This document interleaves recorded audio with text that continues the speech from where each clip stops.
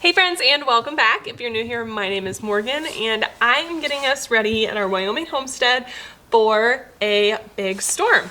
We have a decent sized storm coming in. I wouldn't say it's huge by any means, but we are expecting about 1 foot of snow over the next 2 days. And so with that, I never know what kind of conditions that's going to throw our way. I don't know if we're gonna lose power, and sometimes we get more, sometimes we get crazy drips and we can't get out to the animals because it's so windy. So I just wanna make sure that I have all the animals set, meaning goats, chickens, cats, and Arrow inside, making sure I have all of the firewood set. So I like to bring in a lot of firewood. We also have a wood box outside near the front porch, so I like to make sure that we have that all filled up. Bringing in a bunch of pellets so we can keep our pellet stove running. That's another way we keep this house warm. Laying out some candles in case we do lose the power. We always have our wood fire stove, so I don't worry about us getting cold or anything like that, but just making sure that we're fully prepared. Without further ado, let's jump outside and go get the animals taken care of. I do like to start farther out from the house and then work my way in. I know I have about 2 hours until the snow is set to start, so I like to get the cold outside chores done first, meaning the animals, the firewood, that kind of thing, and then we'll work our way in as the weather tends to progress. So let's jump out there and go get the animals and firewood taken care of.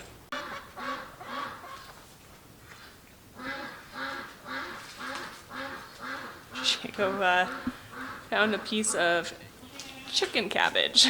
What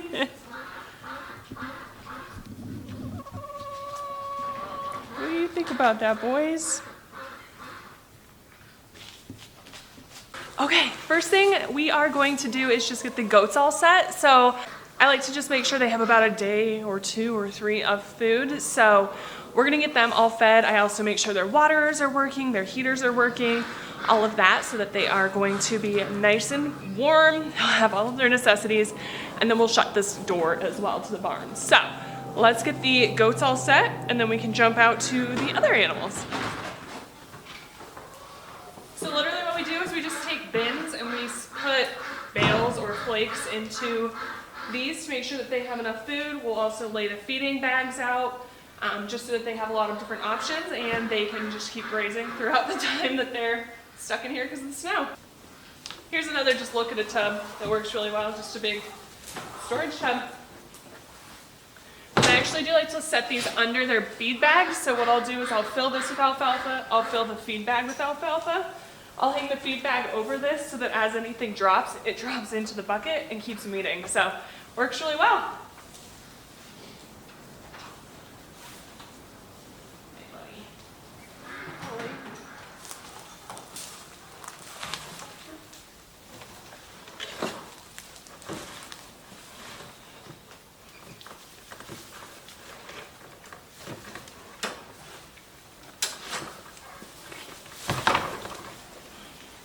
See how well that works? And as he eats, anything that falls off, because they get a little aggressive, just falls into the bucket. I'll also fill up the bucket, but kind of nice to have a little catch for the bags. Hey, be nice.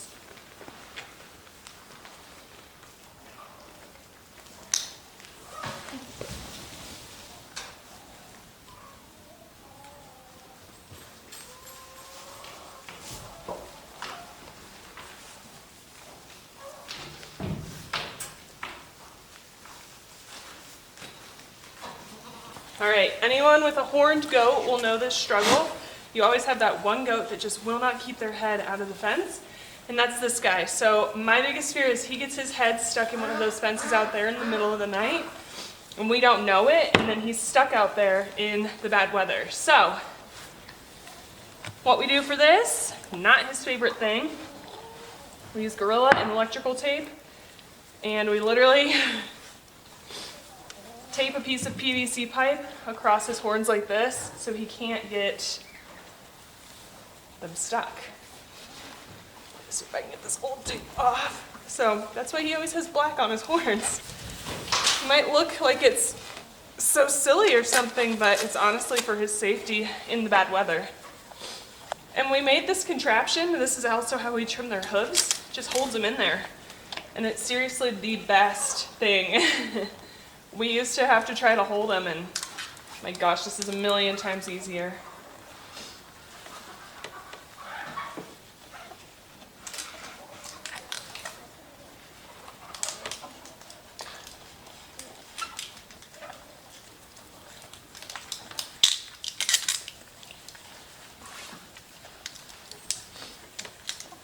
So we start with electrical tape just because it flexes, and then we'll move to Gorilla. Hey, you're not helping. You don't help. And normally with a horned goat, you do not want to touch their horns at all. But in these situations, we kind of have to, so we go as quick as we can. Okay, so just like that, we have his horns all taped up. He should be good. He's literally like a centimeter from his horns not fitting through the crack anymore. So I'm just like waiting for his horns to grow so he can't keep getting his head stuck in the staying fence, but hopefully we'll get there. Next, I need to get the chickens done. So I've done a lot of chicken coop tours. I'm just gonna feed those PVC pipes really quickly, and then they'll be good to go. Their waters are all full from last week. They didn't use any of that. Outdoor, they're set. So I'm just going to fill their feeders and they'll be all set. Okay, if you can't tell by my red nose, it has gotten significantly colder out since I first came out. The goats are all taken care of. Let me show you all of their food. So they should be more than set for quite a few days. They are very well loved little guys, so let's make sure they're happy. Chickens are all set. All of their feeding tubes are full. Water's full. Food outside that they're eating right now, and water's full outside too, just so that they get some outdoor time before they're about to be cooped up in their coop. Next, we're gonna get the wood box filled. Luckily, it's pretty full already, so we just need to top it off and then do a load to bring into the house, just so that it's super easy to easily accessible. So let's go grab the wheelbarrow and get some wood moved inside. Arrow's getting his energy out before the storm. We love it. Great firewood carrier. You can see the storm's coming in. Come on, Arrow, fetch it up. Oh, bring your wood.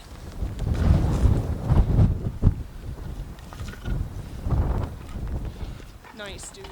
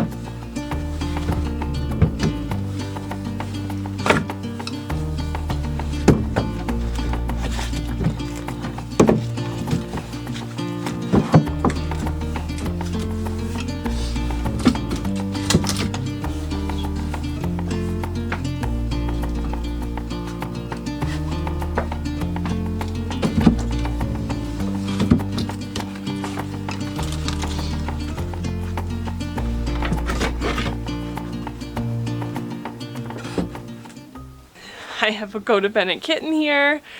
Firewood box is full. Now we need to fill up the wood on the inside of the house. So I just have about this much left in my wheelbarrow. So I think I'm just gonna take that all inside.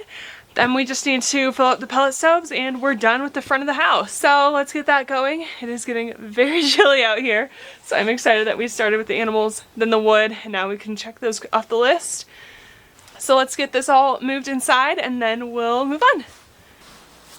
So you can see this is all we had left. We like to use little sticks for kindling, so I will keep these in. Arrow does like to think that they're his chew toy, so we test them out before, you know, we can burn them.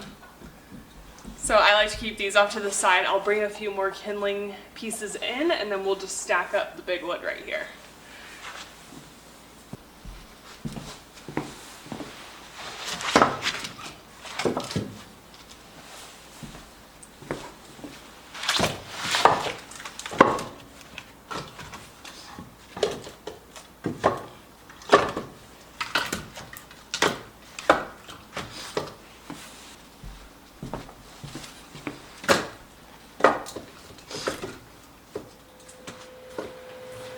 All right.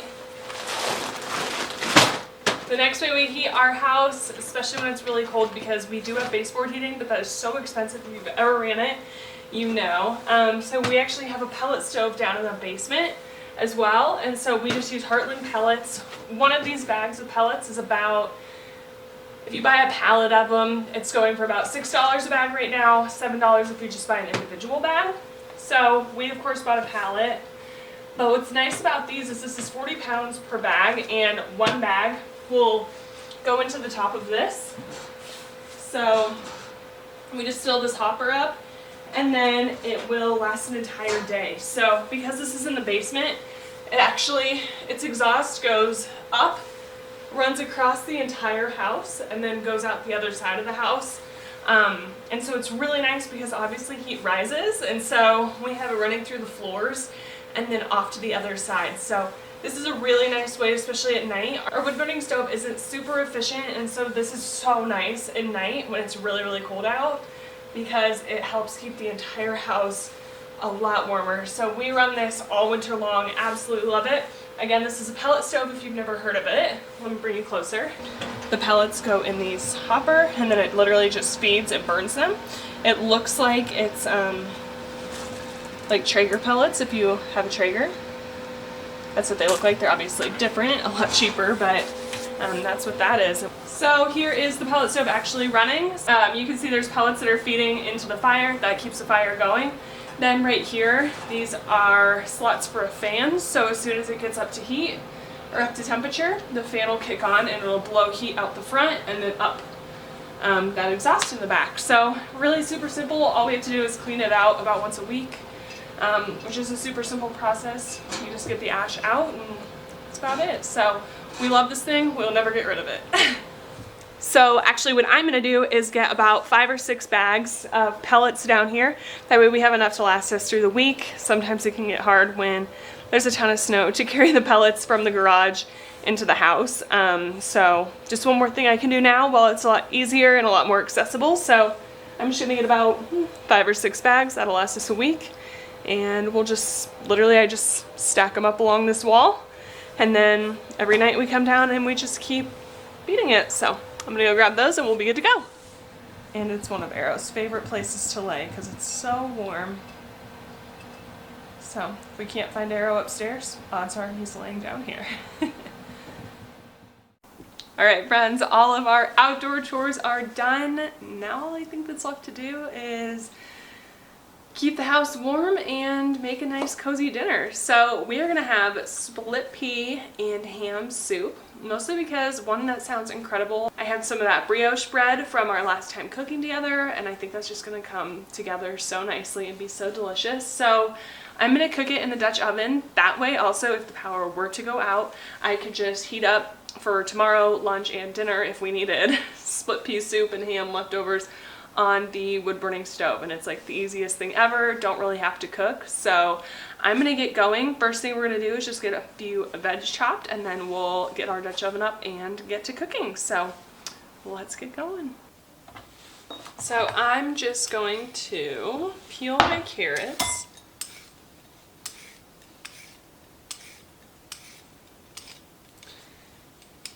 These are unfortunately not garden carrots. I wish they were. If they were, I probably wouldn't be peeling them.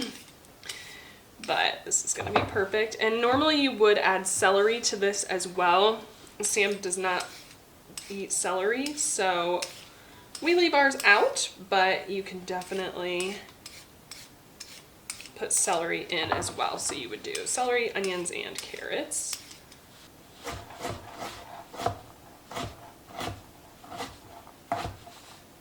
So I'm just gonna get these carrots and the onions diced up small, and then we will get to sauteing them.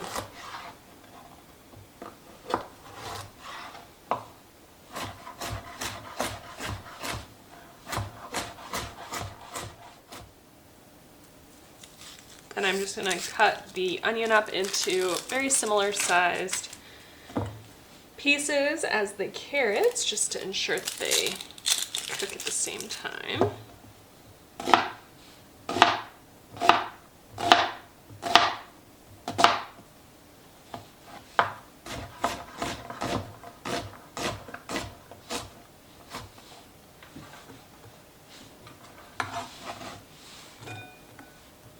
There we have our onions and carrots. They look delicious. I was at a Christmas party yesterday, and they had little kid tattoos, and so one of the kids and I got matching tattoos. So that's what this is. I cannot get it off.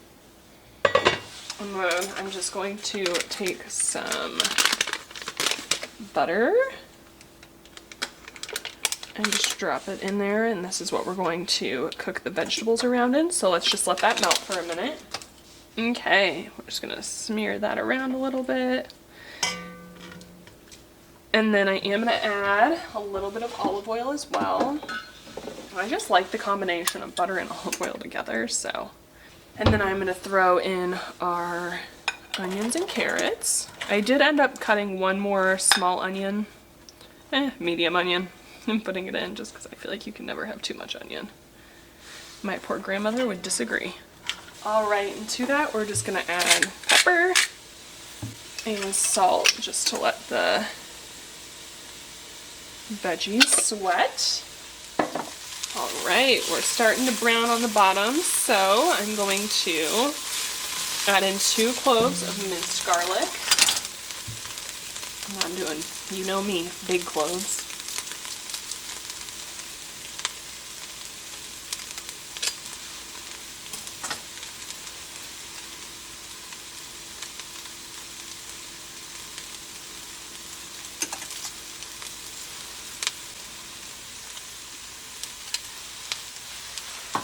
Then we'll stir that around and let it cook for about another minute. That garlic smells great. You only want to cook your garlic for about a minute or so. It burns very quickly.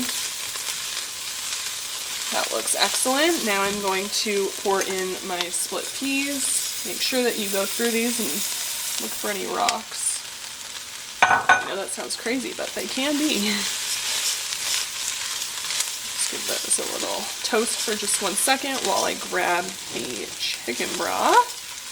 And then we're gonna add in 6 cups of chicken broth. What I do with these big ones is just label the date that I open them, so that way I know when I'm cooking how long they've been in there and when I need to make sure that it's getting used so we don't waste them. So you can definitely use homegrown, homemade chicken broth, but I'm just using what we have. Just give that a stir, scrape off those brown bits that were at the bottom. And then you want about 2 teaspoons of fresh thyme. I only have dry. I think that's honestly gonna be this whole thing. Let's start with that. And then we're going to add to this 2 cups of water. And we want to kick up the heat, bring it to a boil, and then we're gonna cut the heat back and simmer it. So if you have a ham bone, you're going to want to throw it in at this time as well. So while we're cooking the split peas, your ham bone will be cooking the meat off of it. I'm just going to use diced up ham that I already had. So I'm going to throw that in just a little bit later because I don't want it to completely fall apart since we don't need to boil any meat off the bone. So I'm just going to let this sit for a while. As soon as it comes up to a boil, lower the heat, let it simmer for about an hour to 90 minutes until your split peas are soft. All right, so it's been about half of its cooking time, so we're making progress, but we're definitely not there yet. So what I'm going to do is I'm actually going to throw in the ham that I had. Just because it is frozen, it's going to drop that temperature significantly, so we're going to have to bring it back up and then continue cooking. I do want the ham to be really tender, so I'm going to put it in now and just kind of bury it down at the bottom there, and then we're going to let this continue to cook for probably another 30-45 minutes until it starts to thicken up. The peas will start kind of disintegrating, and then the longer you let it go, the thicker it will get. All right, you guys, so it's still gonna be a little while until Sam gets home, but I want to try it because I can't wait. So I'm going to just grab a little bowl. We're gonna taste it together. I did get out the brioche bread from our last cook together, so I just laid out 5 rolls for tonight. I have no idea how many we're gonna need, but I'd rather lay out too many and then we can make breakfast sandwiches out of them in the morning. So I'm just gonna take a little bit just because I'm not eating dinner yet, but I do want to try it. Here it is. It looks like, and then we're just gonna take our bread, dip it in. It's gonna be hot.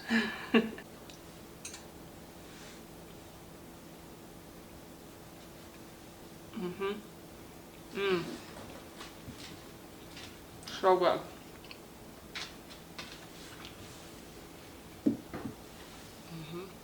This bread is everything. It makes it even better. So I did end up adding just a little bit more salt, and then I just put some red pepper flakes in here as well. That was it. Otherwise, you really can just keep stirring it. The longer it cooks, the more you want to stir it because it tends to start thickening up a lot, and then as it starts thickening, it'll get stuck to the bottom. So this is kind of the consistency I like mine, pretty thick. But if you let it thicken up too much and you don't like it like that, add more chicken broth. If you want it less runny, let it boil for a little bit longer. And honestly, this is just such a comfort food. It's pretty dang healthy, and it just hits the spot on a cold, snowy night. So thank you guys so much for coming and hanging out with me and helping me get my house ready for this blizzard. Sam's on his way home, so we're gonna pretty much just hunker in and let the storm pass and enjoy this kind of break in the season that we get. I love the winter because, I mean, don't get me wrong, I love the summer.